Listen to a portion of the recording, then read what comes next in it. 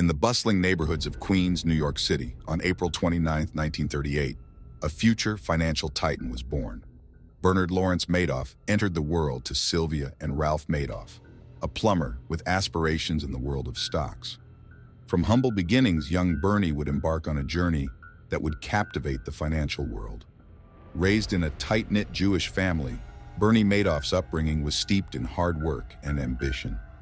His roots traced back to the immigrants of Poland, Romania, and Austria, instilling in him a sense of perseverance and determination. After graduating from Far Rockaway High School in 1956, Madoff's thirst for knowledge led him to the University of Alabama and later Hofstra University, where he earned a Bachelor of Arts in Political Science. But it was his brief stint at Brooklyn Law School that would set him on a path to redefine the financial landscape. Determined to carve his own path, Madoff left law school after just 1 year, choosing instead to establish Bernard L. Madoff Investment Securities, LLC. Little did the world know, this decision would lay the groundwork for one of the most infamous financial scandals in history.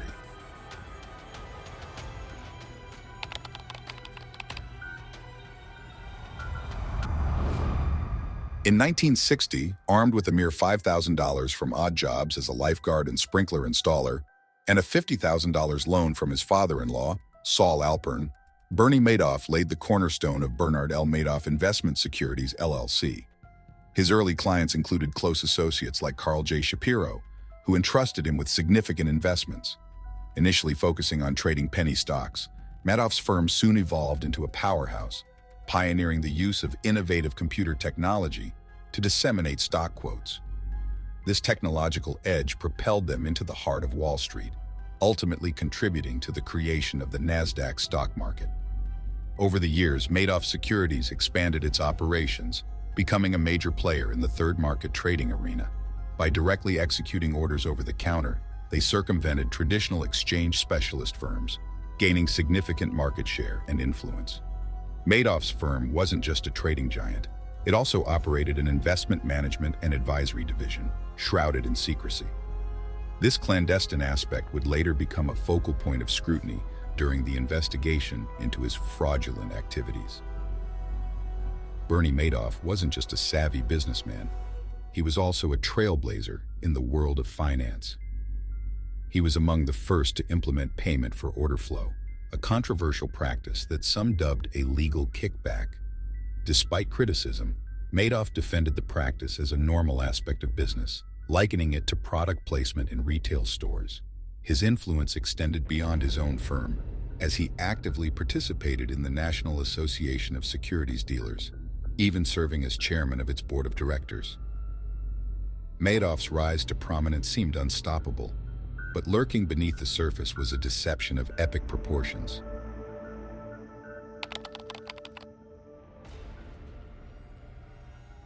According to the SEC indictment, office workers Annette Bongiorno and Joanne Krupe played pivotal roles in perpetuating Bernie Madoff's elaborate scheme.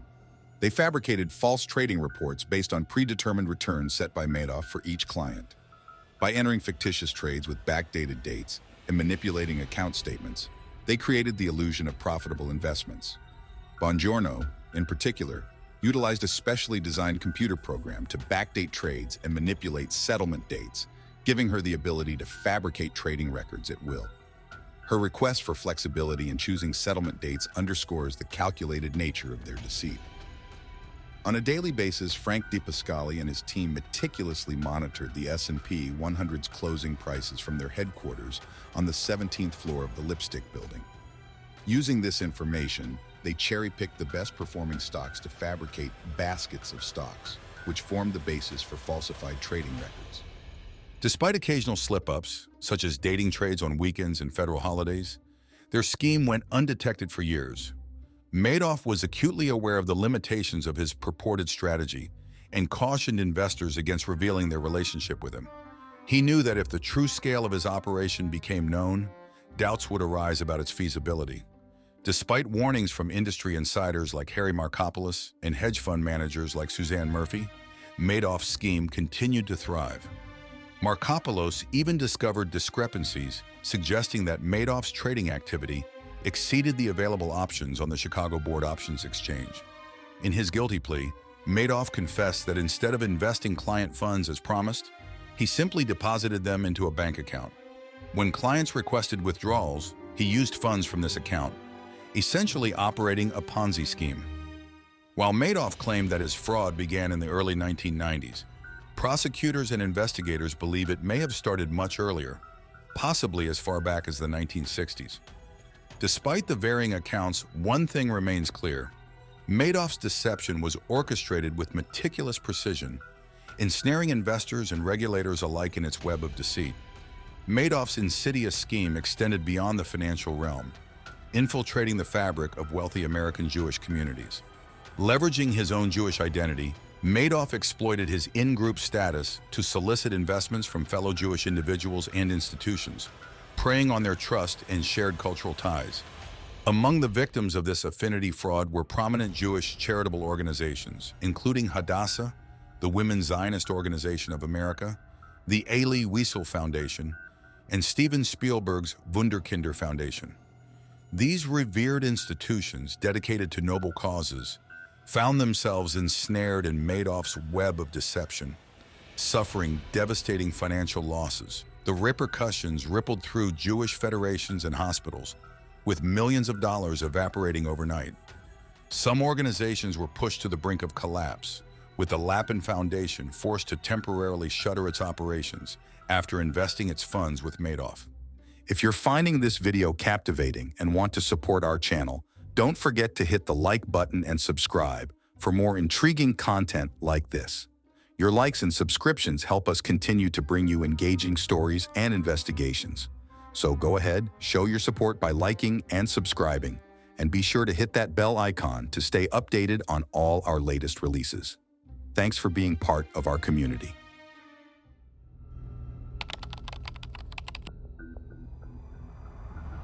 In 1999, financial analyst Harry Markopolos alerted the SEC to what he believed were Madoff's fraudulent activities.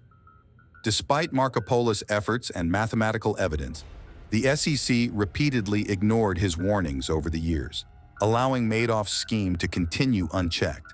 Despite Madoff's multi-billion-dollar wealth management business, major derivatives firms and Wall Street institutions refused to trade with him, casting doubt on the legitimacy of his operations. Concerns were also raised about the adequacy of his accounting firm, which consisted of only 3 individuals. Madoff's fraudulent activities went undetected for decades, even as he expanded his operations internationally. The Central Bank of Ireland failed to identify his massive fraud, despite receiving extensive information that could have exposed it much earlier. As Madoff's scheme unraveled in late 2008, he confided in a senior employee about his inability to meet redemption demands totaling billions of dollars. With his bank account depleted and unable to secure additional funding, Madoff realized his scheme was collapsing. On December 3, 2008, he informed his longtime assistant, Frank DiPascali, that he was finished. A week later, he confessed to his sons, Mark and Andrew, revealing the true nature of his fraudulent enterprise. Horrified by their father's actions, the sons promptly reported him to federal authorities. Madoff's arrest on December 11, 2008, marked the beginning of the end for his elaborate Ponzi scheme. Despite posting bail, he remained under 24-hour monitoring until his guilty plea in March 2009, after which he was remanded to prison pending sentencing. In a series of legal proceedings, Madoff's assets were seized and his wife, Ruth, forfeited a significant portion of her wealth. Madoff himself faced a lifetime ban from the securities industry as part of a settlement with the SEC. Meanwhile, trustee Irving Picard pursued legal action against Madoff's family members, seeking restitution for their roles in the scheme. The fallout from Madoff's crimes reverberated through the financial world, leaving behind a trail of devastation and shattered trust.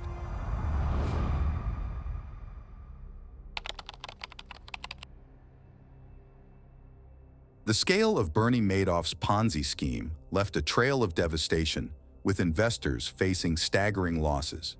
According to David Sheehan, chief counsel to trustee Irving Picard, Approximately $36 billion was poured into the scam, but only $18 billion was returned to investors, leaving $18 billion missing. Shockingly, about half of Madoff's investors were deemed net winners, having received more in returns than they initially invested. However, clawback lawsuits targeted withdrawals made in the final 6 years of the scheme, aiming to reclaim funds for redistribution to victims. Trustee Picard's statement in May 2011 revealed that the total owed to customers amounted to $57 billion, with only $17.3 billion actually invested by customers. Despite efforts to recover assets, only $7.6 billion had been recovered, leaving a mere $2.6 billion available for repayment due to pending lawsuits. The enormity of the fraud, initially estimated at $65 billion, prompted former SEC Chairman Harvey Pitt to estimate the net fraud to be between $10 and $17 billion.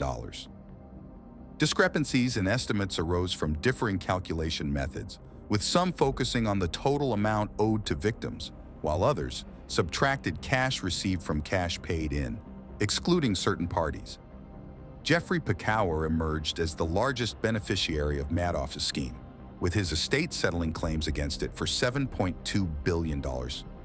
Meanwhile, entities affiliated with Fred Wilpon and Saul Katz received $300 million in respective investments in the scheme, though they vehemently denied allegations of negligence. In an attempt to provide restitution, the U.S. government announced payouts totaling $772.5 million from the Madoff Victim Fund to over 24,000 victims. Additionally, the Madoff Recovery Initiative reported significant recoveries and settlement agreements totaling $14,418 billion, offering a glimmer of hope amid the financial wreckage left in Madoff's wake.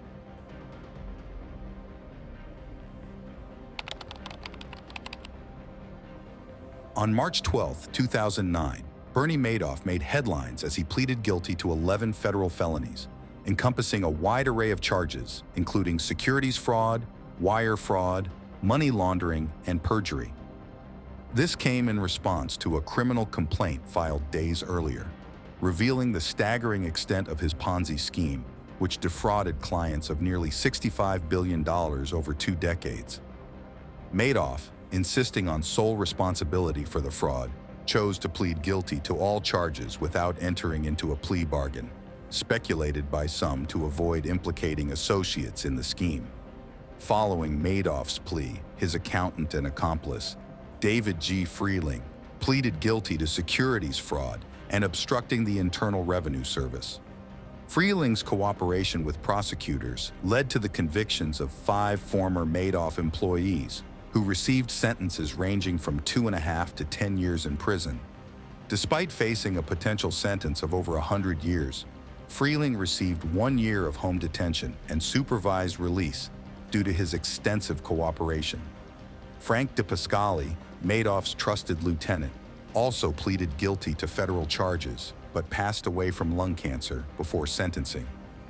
In his plea allocution, Madoff confessed to initiating his Ponzi scheme in 1991, admitting to never making legitimate investments and instead depositing clients' funds into his personal account. He expressed remorse for the devastation caused to his victims, but was sentenced to the maximum term of 150 years in federal prison by Judge Chin, who characterized the fraud as extraordinarily evil and unprecedented.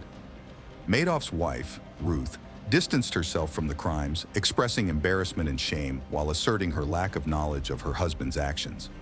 Incarcerated at the Federal Correctional Institution in Butner, North Carolina, Madoff experienced challenges and incidents, including a prison yard altercation and hospitalization for injuries. Despite his pleas for leniency and attempts at compassionate release due to health concerns, Madoff remained incarcerated, serving his sentence until his death in 2021. His legacy as the mastermind of one of the largest Ponzi schemes in history remains a cautionary tale of greed, deception, and the devastating impact of financial fraud. If you found this video insightful and want to stay updated on future episodes delving into similar fascinating tales, make sure to subscribe to our channel and turn on notifications by hitting the bell icon. By doing so, you'll be among the first to know when we release new videos. Thank you for joining us on this journey, and we look forward to bringing you more captivating content in the future.